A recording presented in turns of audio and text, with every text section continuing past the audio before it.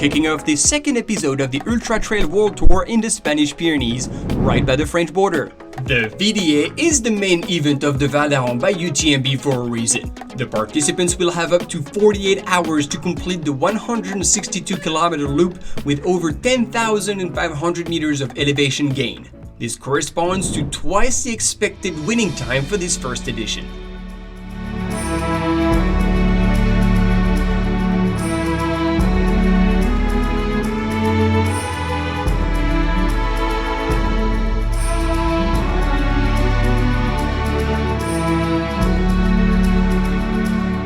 After 30 months of hard work and pushing back the 2020 edition due to the global pandemic, the dream finally came true for over 3,000 runners coming from 75 different countries.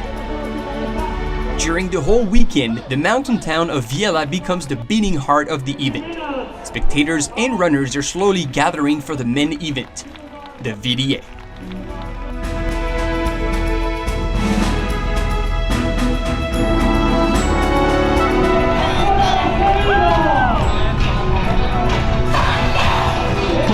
On sait ces 2 années où on n'a pas pu courir, où on n'a pas pu faire la fête. Soutenez-vous pourquoi vous êtes là. Et quand vous en soutenez, allez plus loin, allez chercher au fond de vous. Here we go, here we go,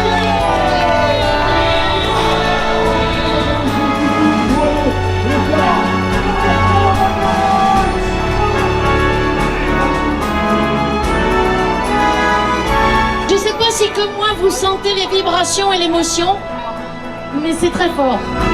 Over 900 runners rush through the streets, eager to take on a unique adventure through typical Pyrenees mountain environment.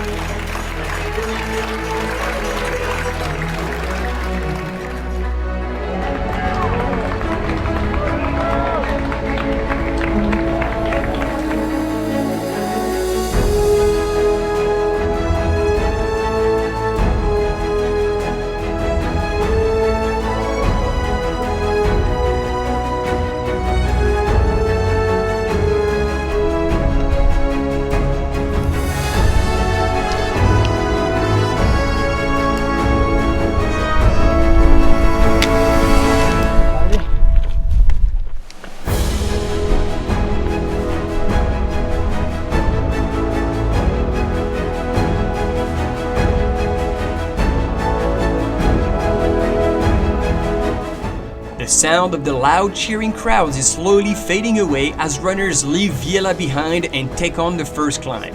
In the men's field, Ionel Cristian Manole from Romania is setting the pace.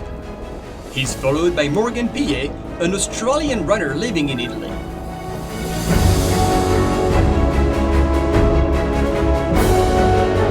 Leading the women's field, Anna Karlsson from Sweden is discovering the Pyrenees mountain for the first time in absolute awe.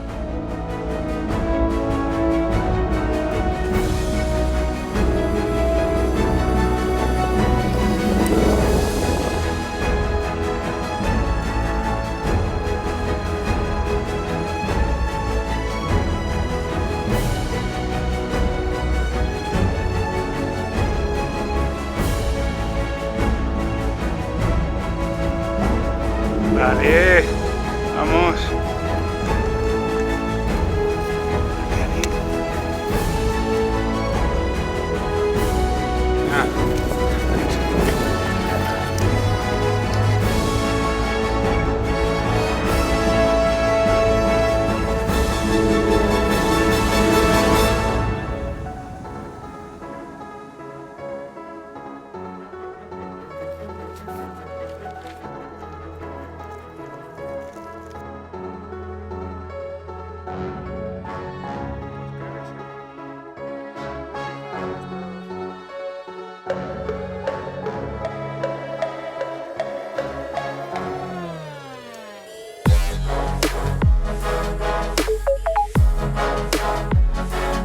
course initially offers a mix of high ridges, stunning views over the Val d'Aran, and technical single tracks passing by a total of 20 glacier-fed lakes.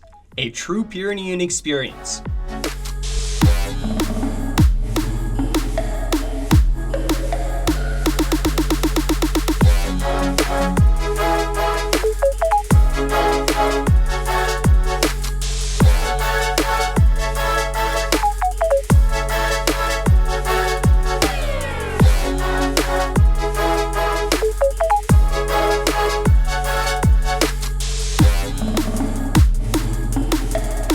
Lionel is now facing alone the immensity of the surrounding mountains as he continues his journey onwards.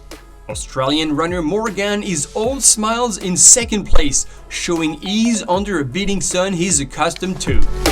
It seems that Spanish runner Jordi Gamito has chosen to take a very conservative start. He's now picking up the pace and moving up in the rankings.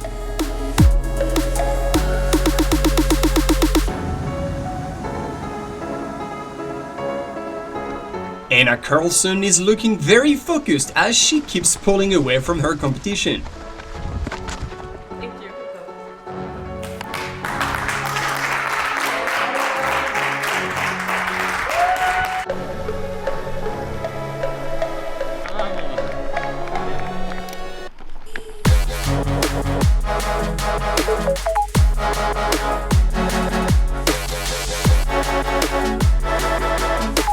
At dusk, the scenery changes and the depth of the valleys give way to the narrow beams of hundreds of headlamps.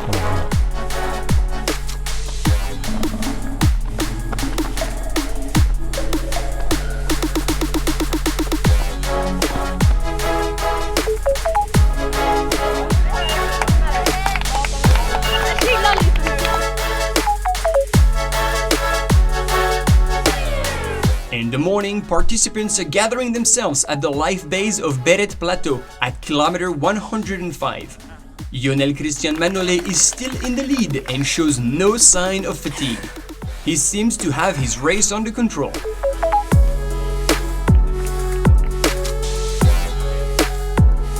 Behind, Pillet also makes the best out of this key point in the race before heading back out for the last 60 kilometers, which are by far the most technical ones. Jordi Gamito regains the third position in the men's ranking that he had lost during the night.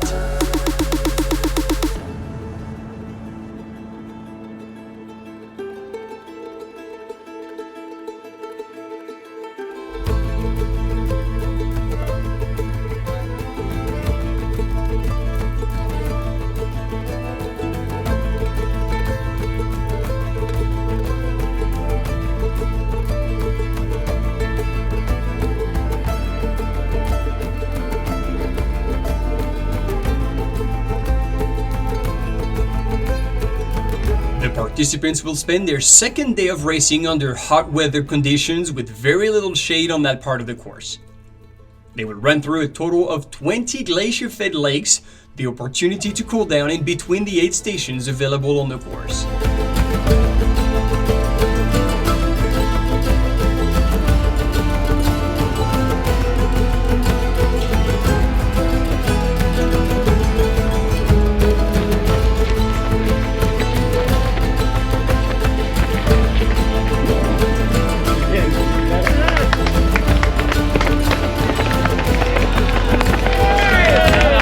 And Lionel Christian Manolet is making history as the winner of the first edition of the VDA Val d'Aran by UTMB.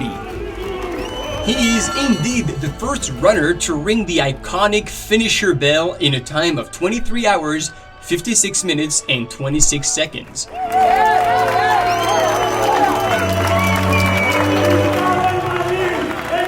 Tuve unos cuantos momentos de bajón.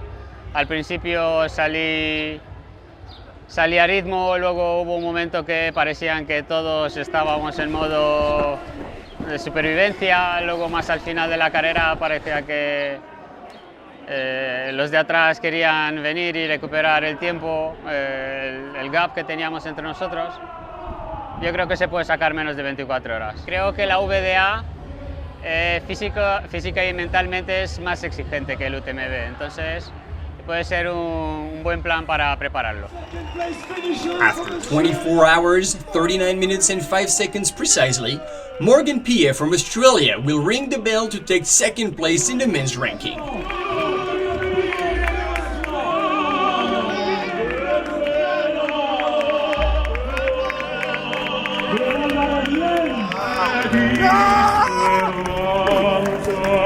I just tried to run my own pace, you know, push hard enough, but just to try to stay comfortable.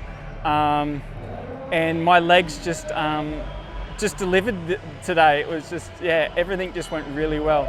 And then in this location here, it's just amazing. Like the mountains, the valleys, it's just incredible. It was my first time in northern Spain, and I'm just blown away by how pretty it is and how nice it is. Yeah, no, everyone here has been amazing. Like out on the course, all the volunteers, yeah, more than welcoming and just want to help you so much and cheer you on. And then just people on the streets and people in the small towns that we run through, just really great support, and you know, hanging out there, balcony windows to cheer us on when we run past. And yeah, no, it's such a nice part of the world here. I'm just blown away by how good it is. After what seemed like a rough start, Spanish runner Jordi Gamito manages to hold on to third place in a time of 25 hours, 32 minutes and 36 seconds, and adds one more Ultra Trail World Tour podium finish to his palmarès.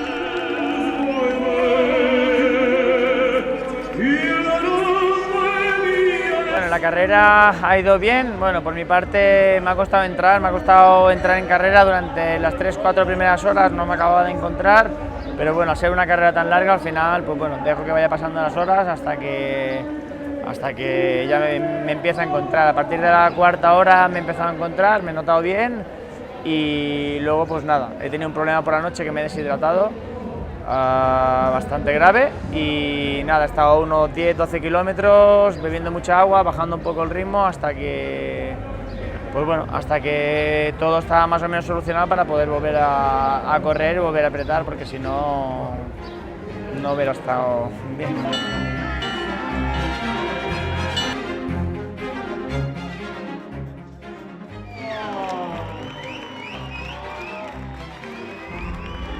The women's race scenario was similar, with one athlete leading from end to end. From Sweden, Anna Karlsson wins the race and establishes a first course record in 29 hours, 25 minutes and 19 seconds. This first edition of VDA will be very special for me, since it's the first time for me being in the Pyrenees, and I'm just like stunned by the beauty of the mountains, and also like the whole atmosphere and all the people in the villages, and like also the race itself. I think it's amazing. Well, this morning I actually thought that my plan was that I would be the first lady arriving here, but you never know. But that was one of my goals. The Japanese runner Kaori Niwa had rekeyed the whole course prior to the race. She ended up finishing in a very strong second place in a time of 32 hours, 22 minutes and 17 seconds. It was a quite long journey, and I really suffered, and I enjoyed suffering. And I also met other runners on the way, and we ran together, and that was a beautiful moment, and I enjoyed the scenery, of course, yes. Stephanie Case from Canada rounds up a very international female podium for the first edition in 33 hours and 56 minutes. The race was absolutely stunning. I thought it was a lot more technical than I was expecting, but the views just made all of the climbs feel a lot easier. At night, of course, it was a bit tougher. I absolutely loved it. I'm very happy to be done, but it was great. After ringing the finisher bell, all runners of the VDA came to the same conclusion. Stunning landscape and an extremely challenging course now makes the VDA the new hardest race of the Ultra Trail World Tour.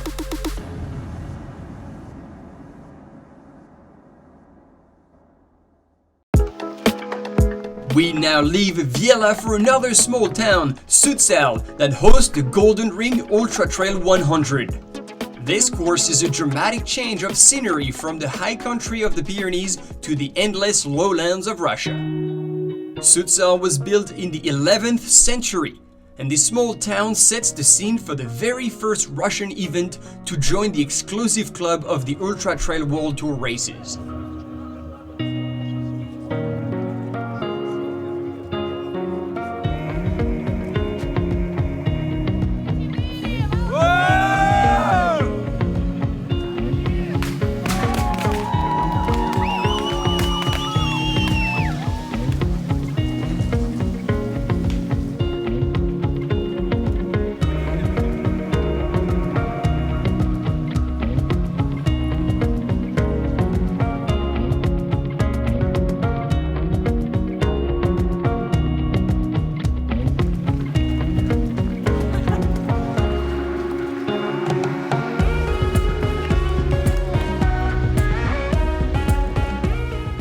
Pleasure, discovery, or performance are as many motivation factors that drew 4,500 participants from all levels to join this trail running festival.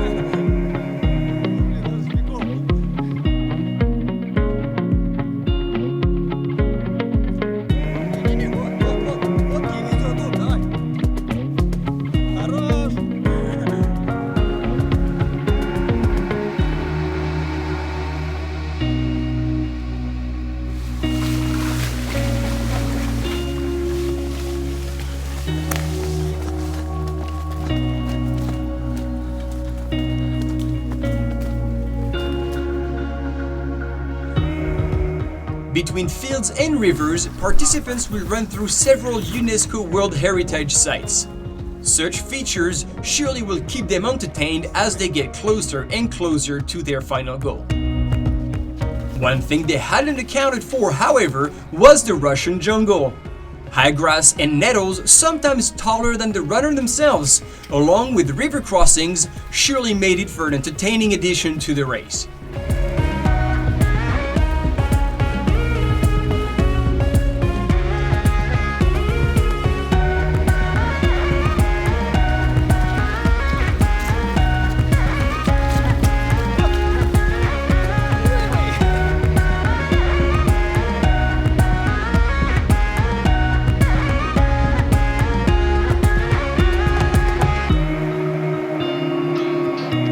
And yet, such challenges weren't hard enough to slow down the young orienteering athlete Antonina Yushina, running strong and leading the women's race.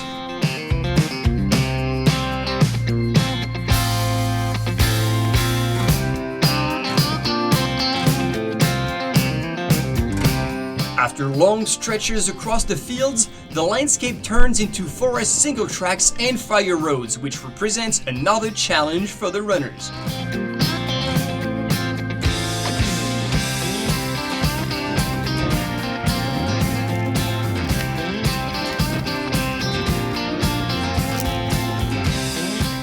In the men's field, Nikolai Yanalov took the lead right from the gun. The chasing pack would eventually catch up with him around the halfway mark. Sporting an orange jersey, Konstantin Ivanov was patiently sitting at the back of the group, waiting to make his move.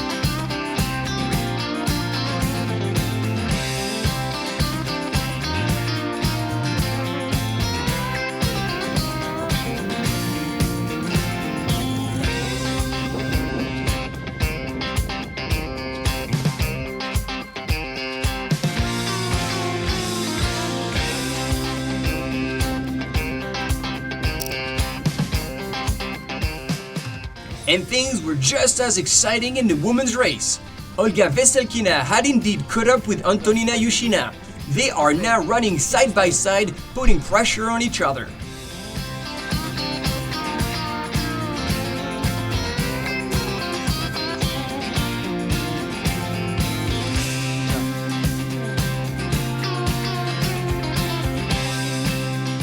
With a much better race management over the 100k distance, Nikolai Yenalov took over the lead and eventually pulled away from the group. He won the race in a time of 8 hours, 53 minutes and 12 seconds in a very emotional finish for everyone.